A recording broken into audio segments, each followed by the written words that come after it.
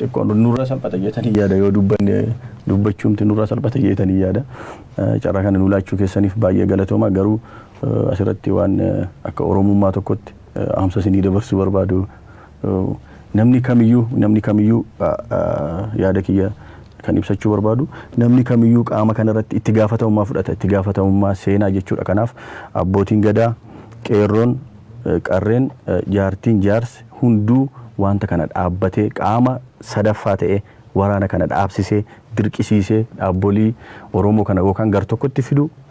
yookaan furmaata barbaaduu irratti namni kamiyyuu kanarratti akka hirmaatu dhaamsa kiyyan dabarsa maaliif kun ijoolleen keenyi kaleessa dhiigaa turanii borus dhiiguun qabanii dhiigni Oromoo fi ageettiin Oromoof kabajni Oromoo nuyi qabnu nutti dhagahamuu qaba kanaaf qaamni hunduu kanarratti akka hirmaattan dhiigni ijoollee Oromoo isin dirqisiisuu qaba jedhaniin dhaamsa kiyya dabarfachuu barbaada baay'ee natti dhagahama jechuudha maaliif ijoollee kaleessa du'aa turte har'as du'aa jirtu miira nama tuqaa kanaaf hawaasni Oromoo kanarratti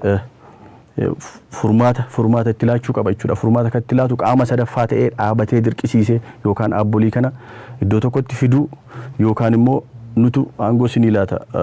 nutu aangootti isin baasa jedhee carraa kanatti dirqisiisuu danda'uu qaba humna kana qabaachuu qaba hawaasni Oromoo akka hawaasa Oromootti jedhaniin dhaamsa kiyya dabarfadhaa horaa bulaa galatoomaa kabajni keessan sadanuu hedduu galatoomaa gamasii kaffaaloo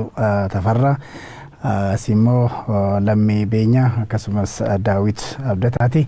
egaa kabajamtoota daawwattoota keenyatiif dhaggeeffattoota keenya turtii